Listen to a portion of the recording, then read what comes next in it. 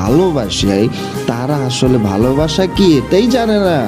They don't know about লাভ।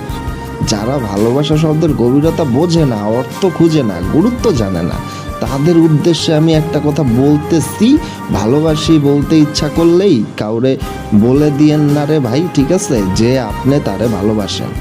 কাউকে ভালোবাসি বলার আগে ভালোবাসা আর ভালো লাগার মধ্যে পার্থক্য, ডিফারেন্সটা কি সেটা আগে শিখুন, ঠিক আছে। আগে লার্ন করুন what is love and like আর লাভের মধ্যে কিন্তু একটা পার্থক্য আছে, আর এই দুইটা ডিফারেন্স আপনার বুঝতে হবে, ঠিক আছে।